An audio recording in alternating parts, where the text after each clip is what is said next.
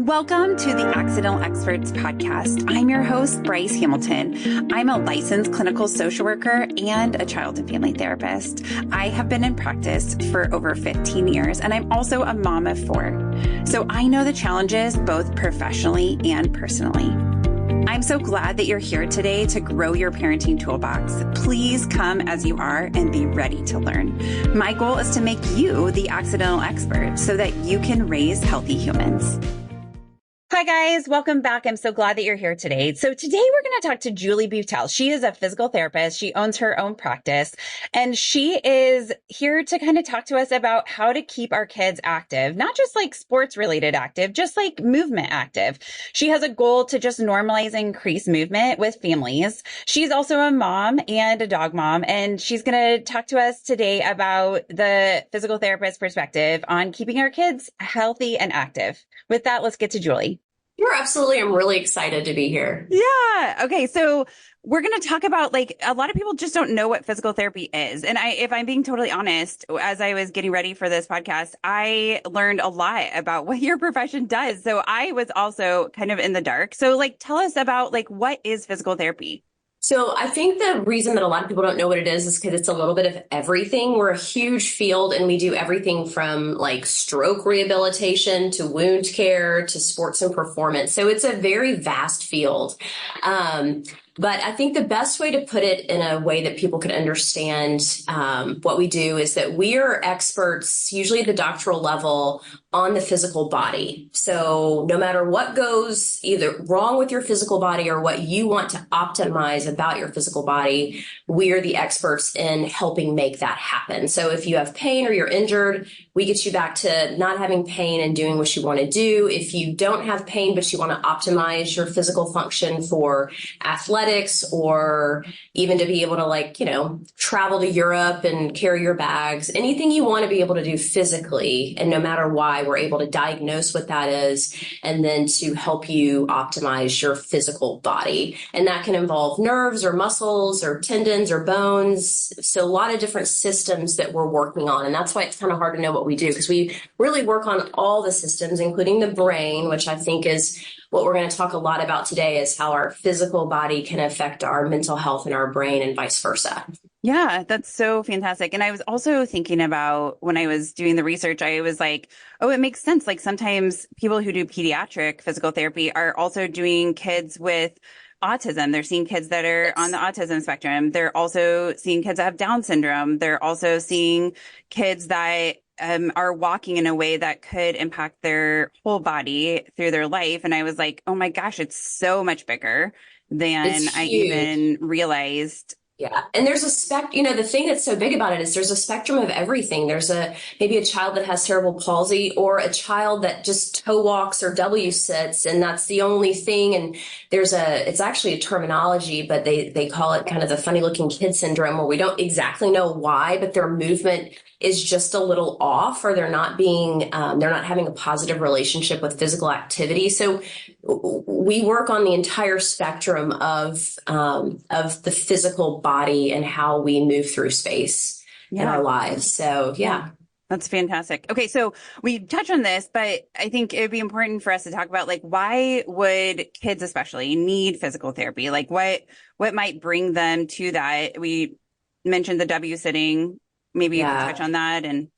Yeah, so for physical therapy, I think most people think of physical therapy when they have pain. I mean, that's just, pain is a motivator to go do something about something. And so when there's a pain point, it can be a mental pain point or a physical pain point, like, oh my gosh, my knee hurts, mom, or I sprained my ankle, or I had an injury in soccer, and I need to get through this pain and then learn to move better again so I can return to doing, whatever it is that I'm doing.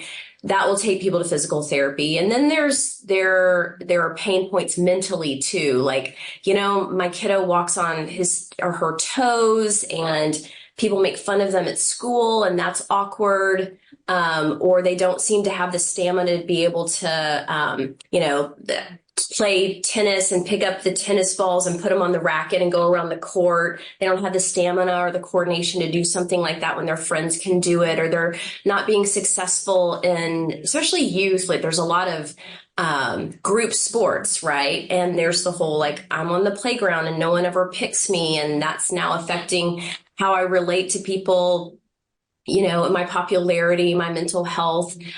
So there are a lot of reasons for someone to come to physical therapy, both from the pain points of actual having physical pain or the mental pain points of like, it's really affecting me socially. Yeah.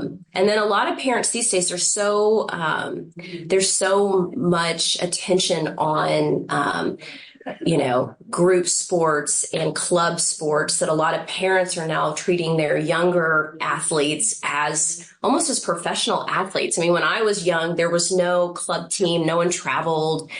Those things didn't exist. And now at a very, very young age, I mean, freshmen in high school are committing to colleges for volleyball. I mean, it's just a totally different world. And so they're seeking physical therapy from a performance standpoint or a preventative standpoint very, very early. So there's a lot of points where people could seek physical therapy. Yeah. That's such a fascinating thing because I agree. When I was a teen and I played sports, I mean, I was competitive, but it was just these travel teams were coming out. We didn't travel really anywhere except for in our like metro area, but it was like a club team. It was like the first of that, but it was not what it is now. And there's so much competition behind it. And I think there's some mental health impacts for sure behind this. There is a lot of that. And I totally empathize in my practice. I see a lot of families and teenagers that are struggling with the impacts of how competitive it is. Like, and having a good coach is so important, having good leadership, but it is very competitive. So I can understand why teens and their parents or even in middle school are coming to physical therapy to kind of improve their performance. Yes. And sometimes it's hard for us because really at a certain age, different sports, especially the body develops in different ways. Like some athletes, it takes a very, very long time to develop, like a baseball player, right? He may not fully develop until mid-20s, even 30s, where a gymnast, they're going to be sort of fully developed and almost retired and on their way out at 19, right? So, you're catching these young people at these different ages and stages, and that can come with a lot of pressure.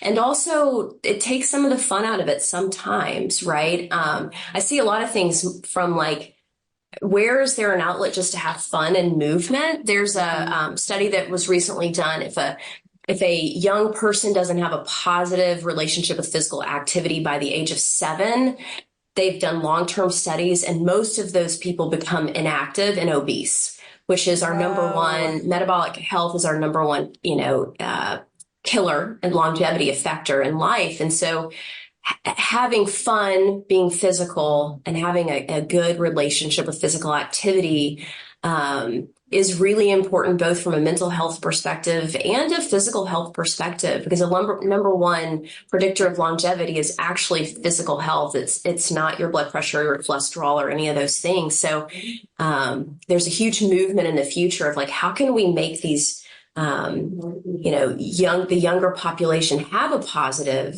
relationship with physical health? Because so much in the classroom is, sit down, be still. I mean, even though we're pushing for standing desk and we're pushing for fidgets in the classroom and just being able to move, we're still in a place where it's just really difficult for our youth to find the time and the outlet that they need to move. It's so difficult.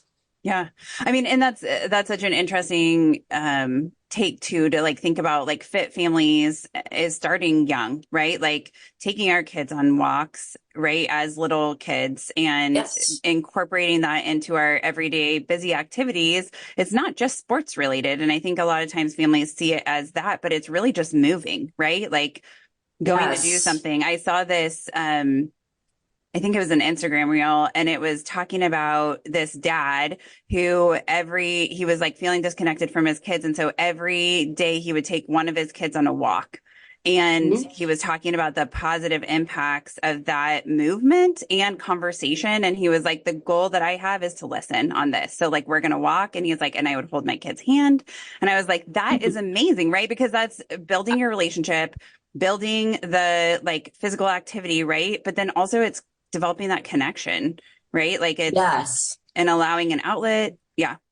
Yeah, there's so much in exactly what you just said, because and this is where I think it's a little bit lost on parents these days, is that we learn just as humans by mirroring and mimicking, right? And so if you're going on a bike ride with dad and dad says like, well, you need to wear a helmet, but dad doesn't wear a helmet, like that's what that kid sees, is it's really not that important, because I love dad more than anything in the world, but dad doesn't need a helmet, so I probably don't really need a helmet too. Mm-hmm. Or dad wants me to go outside and play while, he's watching golf, but dad never really goes outside and plays. And so, just the parental responsibility of, if you want your child to be calm, you need to try to emulate calmness, right? And so if you want your child to be active and not have a metabolic disorder, I mean, we're seeing, diabetes at such early ages. We're seeing spine and disc herniations now at 14, 15 years old.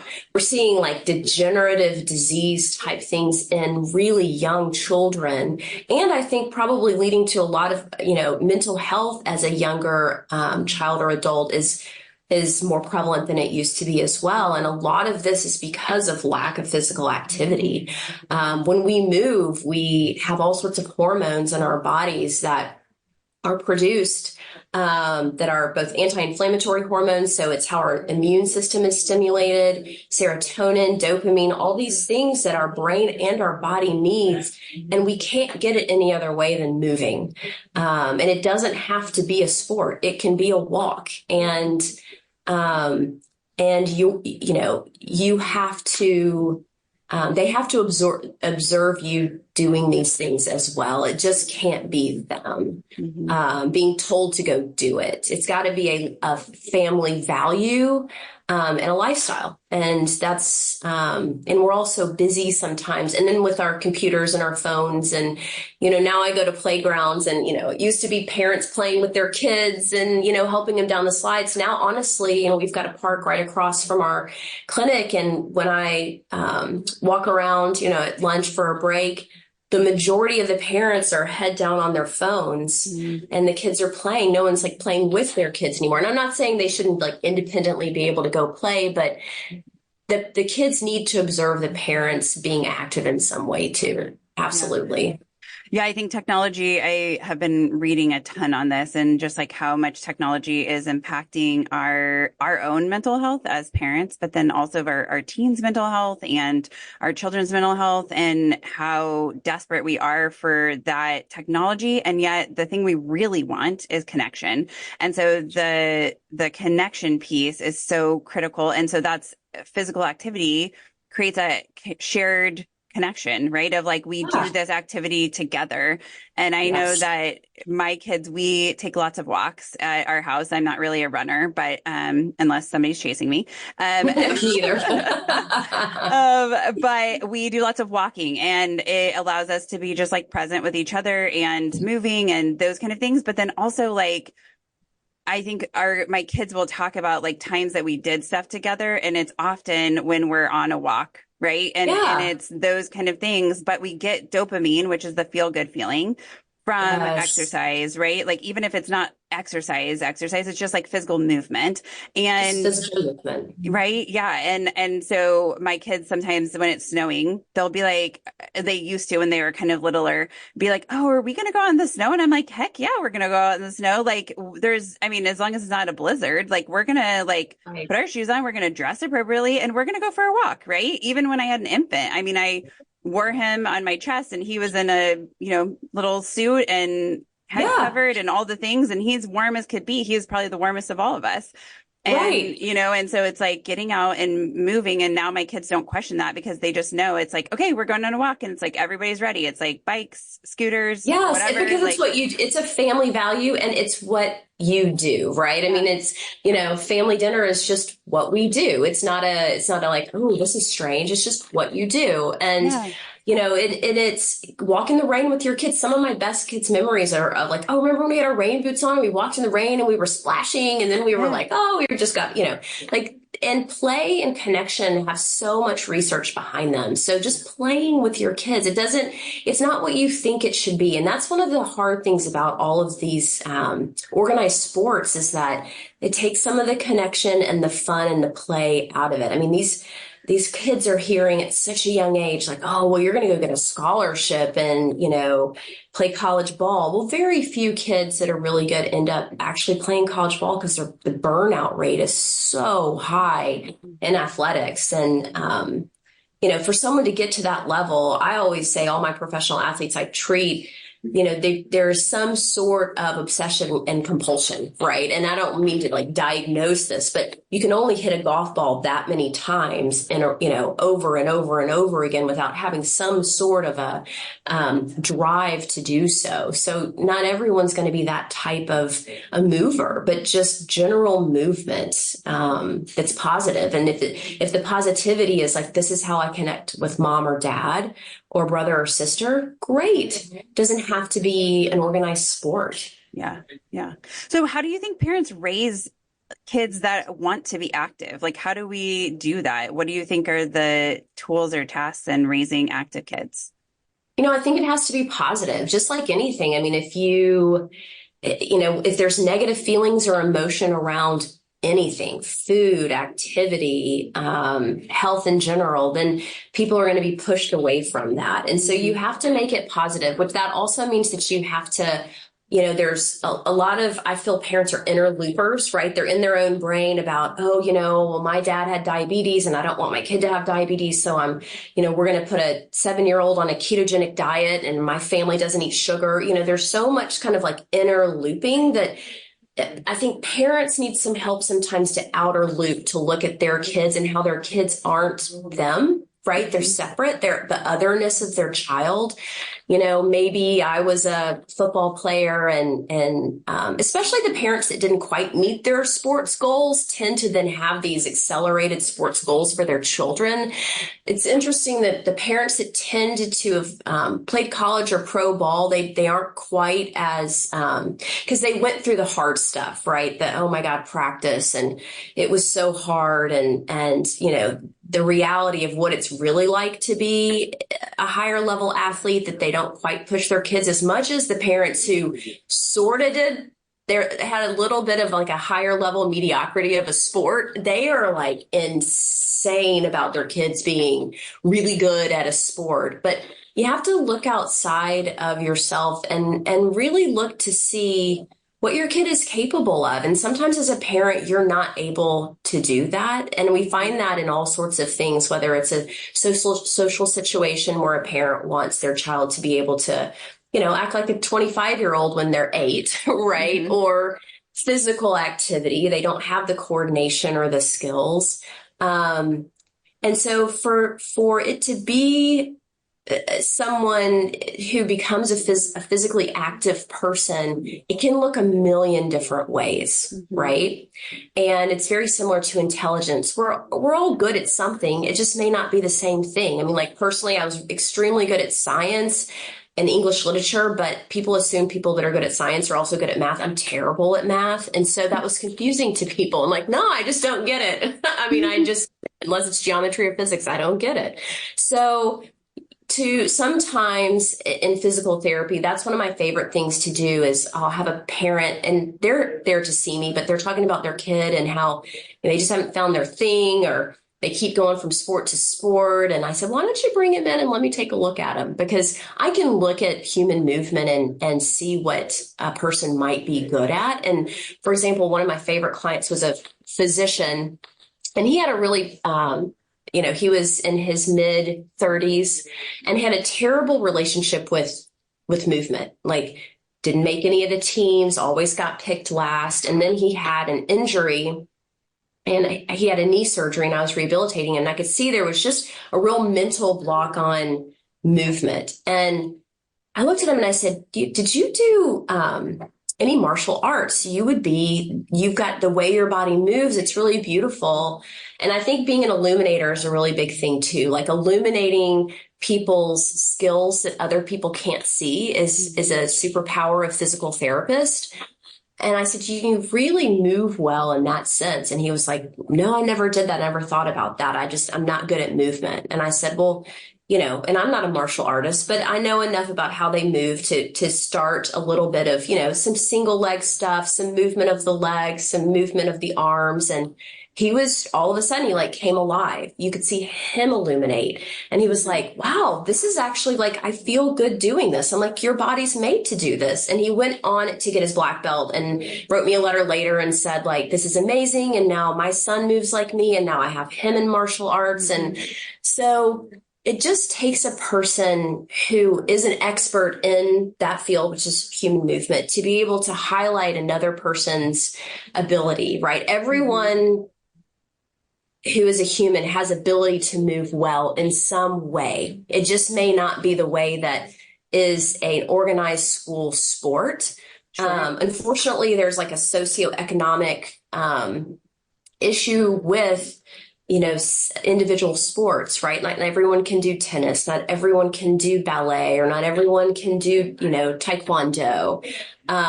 So I would love in a classroom if we could start to, and I know that's super individualized, but if we could start to help kids, and I think this has to start with parents because it's not going to be in schools yet, but start to explore, what does your body's really special? What ways does it like to move naturally? Because if you look at most athletes, I was watching the reality show Full Swing about the PGA Tour and golf, and like Rory and some of the best golfers in the world, what they say is like, I was kind of just always good at it. Mm-hmm. It just really came naturally from a very young age. And then they get a coach like someone like me that will make them from good to great, but they were natural at it. And so we kind of have to find ways to help our kids be successful. Maybe they don't have the social skills to want to be on a team, sport league, right? Like maybe they're shy, or they're somewhere on the spectrum, or they have a sensory disorder. So they don't like how the tight shoes or cleats feel, or they don't like how, and we don't even think about that. Some kids don't like to do certain sports because they don't like how the uniforms feel. Mm-hmm. Probably parents out there listening right now have all experienced kids who like can't stand to walk in the grass without socks, or can't stand tags in their clothes. And the parents are trying to find like, okay, is there a sock without a seam? Or, mm-hmm. Sensory integration disorders are a huge thing and that affect physical movement and the classroom and all sorts of other things. So just getting to know your kid and seeing them for really who they are as a family will really help that your entire family have success in movement. Yeah, I love this because this is really about getting curious, which is like the whole thing that I am pushing for in this podcast is being curious about your kids, right? It doesn't matter what it is, but getting to know your kid, each one, yes. Right? If you have several, on that intimate level of like being like, hey, you have been taking gymnastics lessons. Do you like this? What do you like about it? Right? How does it feel for your body? Right? Because then we're promoting this positive message around physical activity. Because if they don't like it, let's find something else. I think, I don't know. I think there is probably a pull in both directions to like commit to something and keep going. I see the value in that. But also like physical activity is so important for your lifetime. This isn't just like about a commitment thing. This is about a lifetime of movement. And if we find the thing that really yes. makes you feel alive and good, then that's fantastic. Like I love cycling. And so I like spinning classes or things like that. Like I love that, but I would never have known that that's something that I really liked until I had missed a class in something else. I can't remember what it was. And it was like the only class that was available, or like maybe a class was full and I was like, okay, I'll try it. Right. Like I have no idea what I'm doing. And then I was like, oh, I really like this. And so it's, I think getting curious, right. About what yes. helps your kid to feel alive. Like my kids love to jump on the trampoline, and we have a rule that only one kid at a time, because I like refuse to have a broken leg or because of downhill bouncing, but like they love that. So it's like, go and jump on the trampoline. Right. Or we go on scavenger hunts, and just like getting moving is yes. so critical, but it's also part of play and also part of development, right? Like we have so many milestones in terms of movement that we have in our life too, that it's so important to just move, right? Because it's so Yes. hard these days because we're fighting the TV, we're fighting the iPad, we're fighting those things. Oh, And if we yes. can just create movement or expectations around movement and to be positive about it. And there are times that I don't like to work out, and I'm Me not too. like, yeah, I mean, I like it afterwards. It's the afterwards, right? It's the dopamine that I get. It's the serotonin that I Yes. get, right? Those feel good feelings and the positive way that my body feels. I kind of like the pain a little bit, like that, like, wow, I'm Yeah. sore. I'm like, wow, I did something. My body is strong. And so like, I'm always like trying to amplify that for my kids and be a good model. But it's hard sometimes where I'm like, I do not want to work out. Like the last thing I want to do right now is do an actual workout, but I'm like, I know I feel so good after it. So I have conversations about that with my kids too, is like, mommy works out because it helps my brain feel calmer Yes. and it helps my body feel stronger. And I like the way that that feels. So sometimes I do the physical part because I know that that is a beneficial part. And so my kids will be like, are you working out today? And I'm like, oh, dang you. Right. Like, I'm like, yes, I am supposed to work out today. And they're like, oh, are you having a day that you don't want to work out? And I'm like, yes, I am. Right. Or I'm Right. like, I'm like ready in my like workout clothes or whatever. And they're like, you're working out today? I'm like, yeah. And so it's like, it's okay for our kids to see that those things are sometimes hard, because it is sometimes hard to go to basketball Oh, practice. It is sometimes hard to go to soccer practice or volleyball or whatever your sport is. It is sometimes hard, but then also like it's sometimes hard to just go on a walk. And even though that seems so silly, it's like sometimes just hard to get out of that space, but I always feel better. And I think there's a lot of research that supports being in nature is so transformative for our mental health and so critical. So I think it's also that piece. Do you have any thoughts on just being out in nature and how that? Oh, yeah. There's a ton of studies that show that being out in nature, I mean, it increases serotonin, you get the dopamine, you get your nervous system. We have our sympathetic nervous system, which is our, fight, the bear, big bad bear is after us. And then we have our parasympathetic nervous system, which is I'm calm and there's no threats to me. Well, the thing that's so interesting in this world with the youth is that there is a low grade sympathetic response. And what that means is it's not a big bear, it's a small bear. And we know it may not actually get to us, but it's like back there all the time, kind of watching us. And so we're kind of aware of it all the time. When we have a low grade sympathetic response, that is when we're driving, when we are texting, when, I'm on this podcast with you. It's when you're wondering what your friends are thinking. It's basically with the technology we have today all the time. And so your immune system literally cannot start fighting things like cancer cells, et cetera, things that aren't supposed to be there until you sink down into your parasympathetic response, which is I am completely safe. I have nothing to worry about. I don't have anything to be even alert about. And one thing that walking in nature does is put us into that our parasympathetic nervous system and so that's where the research comes from, is that when we sink into that system, we are allowed to heal physically and mentally and emotionally.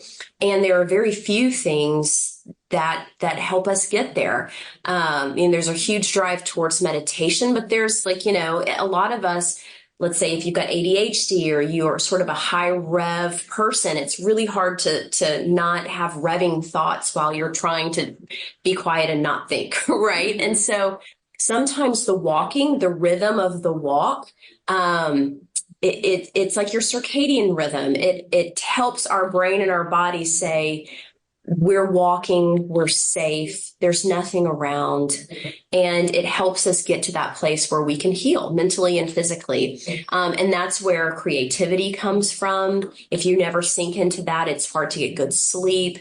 It's really the key to being a really great human, even your mood. But it's tough to find places where we can sink into that. So wherever and whatever you can do to decrease sort of your sensory arousal so that you can find those things. And movement is one thing that helps you do that. Now, if you are sprinting or on a treadmill or at a loud gym with bright lights, you're not going to get there. So that type of movement is going to do many, many good things for you, like, capillaries, so you don't have a heart attack, blood flow, the hormones, you're still going to have good hormones, the dopamine and the serotonin, but it's not going to help you with the deepening into more of a parasympathetic healing recovery. And the recovery is huge. I mean, we talk a lot about physical health, but recovery is if not more important as the physical activity that you're doing. And it is hard. The other thing is, accountability partners, people you enjoy doing things with, because it is hard that, dopamine's tough. A lot of people have ADHD. They don't have enough dopamine. Dopamine is what gives us drive. And when you don't have the drive to get up and go to the gym or do something, it's really, really hard. And so for me personally, on days where I don't feel like going to the gym or I'm really tired and I know I need more of a recovery, I give it to myself and I try not to feel badly about it. Mm-hmm. And there's always tomorrow, and that's okay too. But, it's about habit. It's about value. And that's where people have to go a little bit deeper. This is something that I do. This is something that we do because we value it, right? Yeah. It's just like anything else. I go to work. If you're a person who goes to church, if you're a person who exercises, it all becomes like, what's your family's value system? What do you value? What is your why? And then that makes it a little bit easier to get back to doing it because it's just a part of your family system. Yeah, staying healthy, right? That being the priority is well-being. Yeah. I love Mental, that. Physical, it goes together. Yeah. So I'm going to kind of change tracks a little bit, but I think, something I notice in schools is we just do not have a lot of movement. And I think we kind of touched on that earlier of like the standing desks and the fidgets and stuff. But how do you think the decreasing amount of time that our kids are at recess is impacting our kids? Huge impact. I think it is one of the hardest dilemmas that we have currently in education. And then it's used as a punishment sometimes too, like, oh, well, you don't get to go out to recess, or you don't get to, go use the restroom if you need to. And so you can't say to a kid, you can't eat. Sorry, you don't get to have lunch today, right? You also shouldn't say to a kid, well, you don't get to move, because both are integral to well-being, right? Yeah. Movement is, I think, a way out of some of the issues that we're having in the school system today. And kids inherently need to move. If you follow sort of the evolution of human beings and where we came from, we are a very young species. Okay. It wasn't very long ago from an evolutionary perspective that we were walking 19 or 20 miles a day. And that's part of why that movement is so good for our brains and our body, and why so many good things happen when we move. As evolution carries on, we're going to get less and less of those things because we move less and less. And so the body is going to adapt itself to not need so much of those things. But currently, we're so young in our species that we still need those things for physiologically, the things that need to happen for us to be able to sit and pay attention, for us to be able to learn, for creativity to occur. Play is one of the biggest things that we need. And so for all those good hormones to happen within our brain and our body, we literally have to move. We have to. And so when you get to school and you spend 8 hours and you're in grade school and you get a 20-minute recess, that's not enough. It's just not enough. And so, we've put, a lot of emphasis on our curriculum and what is going to be learned and taught in a day.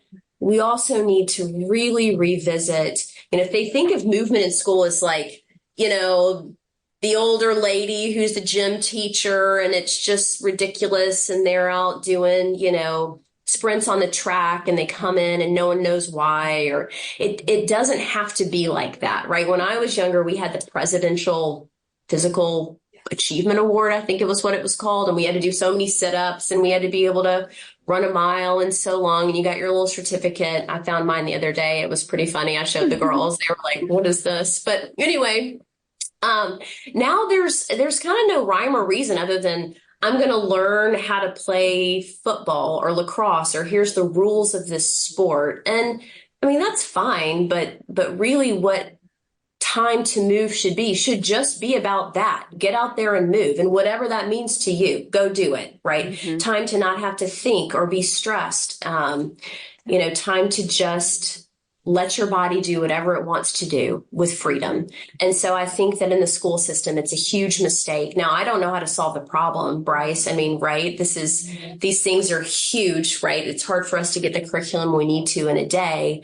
And I know a lot of teachers that are some of my best friends, they're dealing with behavior more than they're dealing with teaching. So it's a hard concept, but we're not going in the right direction. Yeah. And I think it's our mental health for our teens. We're also not going in the right direction. There's a lot of research coming out now about teen mental health. And I think my job has been needed more than ever before. And I think that should be scary for all of us, and that we should be revisiting, like, what are we missing here? What has been added? What has been taken away? How do we get our kids back to being healthy? Because honestly, if I didn't have a job, if nobody needed me, I would gladly go do something else. And I'm okay. I like having a job. I love what I do, but it's also that, like, I don't want so many people to need me, or my profession, because we shouldn't need everybody to need a therapist all of the time. We should be able to do things to help ourselves stay healthy, and also parents feeling like they have the skills, which is part of the reason why I'm doing this podcast, because I want parents to have the skills to help their kids be healthy humans. But I do agree with you. I think we're not doing enough physical movement. We're not viewing movement as education. Play is the greatest way for us to grow as humans, especially kids, but adults too. And having fun creates positive hormones, right? Like, it creates a ton of good neural pathways. Like, there's so much benefit from it. And I think, the two of us are not going to figure this out, but I think having parents start this conversation with their school about, like, how do we increase the movement? How do we get more movement breaks? How do we help? And because then that's going to deal with a lot of the behavioral stuff, right? Like, a lot of the behavior is you're not sitting, you're raising your hand impulsively or speaking out before you're supposed to, or whatever. And if we are moving more, those kids are more regulated, because movement helps to regulate. And so I do think that there does need to be a bigger conversation around this. Yes. And it's so interesting if you have, it's obvious when it's not a human, right? If you get a dog or a puppy and it's eating your couch and tearing up the floor, right? What do you know you need to do? You need to go take it to the dog park. You need to walk it. And then all of a sudden it's tired, and it's not as, it's not doing so many things that annoy you. Like, it's the same thing with a human. Sometimes we have to wear ourselves out a little bit, but we don't think of it that way. We just see these behaviors and we're like, well, let's medicate it, and let's, we'll give some sort of a repercussion for the, and it's just like, or you could just let them move more. So we're not going in the right direction as far as that goes. And I think it starts with parents. It starts with even before school, after school, right? A lot of parents are like, you come right home and do your homework right away. Well, you might want to let your kid move a little bit. They've been sitting and having to pay attention and having to regulate all day long. Yeah, that's a lot. Or they go straight from after school to a practice where they still have to regulate, and they still have to pay attention, and they still have to do things the right, they just need time to be free, right? Yeah. And I'm a huge advocate for physical activity, but I think also, like, non-structured, right? Where it's like you just move how your body wants to move, and kind of transverse that part of, like, you want a scooter, great.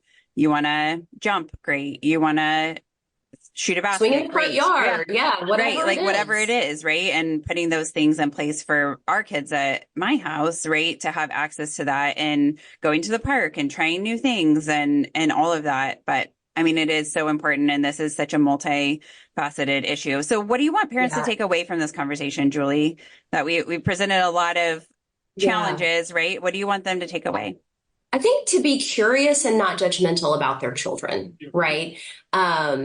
Get to know your kids physically. Watch them move. What do they enjoy? Ask them what they will tell you, and you will just see their face light up. And if they don't seem to enjoy anything, get creative. And if you don't know how, seek help. Find someone who is good with kids and physical movement and seek their help. Get online, find resources, because there are, from Quidditch, like people who liked, Harry Potter, yes. And now they're playing Quidditch in college who never played sports before. I've got some clients that they're Quidditch players. I'd never heard of that, but they're like, yeah, I never did any sport. And now I go do this and it's so fun. It's like, well, awesome. Like there's a million different ways to be physically active, and, start out, you need to find something for yourself, right? Therefore they can have something to observe. It can be a family value system, and understand the importance of it, and don't make it a punishment. That's a big thing as parents. I have a lot of parents that are like, get out there and play, get out of the house. And, that's kind of negative. I'm not saying that you don't want your kids to go play, but help in finding something that they will enjoy. That's not necessarily like, you've got to get off your iPad and go play now. And that's now a punishment. Mm-hmm. Try not to punish physical activity. But that's a big thing, because kids do love to move and want to move. You just have to be a little curious and creative in finding out ways that they enjoy doing it. And I'm not saying that's easy, but I do think it's necessary. Yeah, that's great advice. I think just getting curious about our kids and being a good model. That's great advice. Thank you so much, Julie, for being here today. That was just such a great conversation. Yeah, thank you for having me. I really, really enjoyed talking with you. Thanks again, Julie. That was all incredibly informative. I loved hearing all of your thoughts on movement and kids and how important it is. I think Julie said a lot of really great stuff. I think the takeaways are just being curious, like Julie said, in figuring out your kids' mode of activity, because it may not be what you are most active in, but it may be the thing that is best for them. So it might be martial arts, or it might be jumping on a trampoline, or it might be dance or gymnastics or football, but it also might be just swinging on swings or going for walks. And I think being aware of what makes our kids feel good helps them to develop a healthy perspective on physical movement. With that, I'll say thank you so much for your time today. We are so appreciative of you being here and listening to our episodes. Please subscribe and rate our show. If you like what we're doing, please share us with your friends. Follow us on Instagram and Facebook and YouTube. And we will see you next week. Have a great day. Some words from our legal team. The information presented in this podcast is not intended or implied to be a substitute for appropriate professional advice, diagnosis, or treatment. All content, including text, graphics, images, and information contained on or available through this podcast, is for general information purposes only. This podcast makes no representations and assumes no responsibility for the accuracy or information on or available through this podcast, and such information is subject to change without notice. You are encouraged to confirm any information obtained through this program with other sources and review all information regarding any condition or treatment with the appropriate professionals. What we're saying is, yes, I am a real therapist, but I'm not your therapist.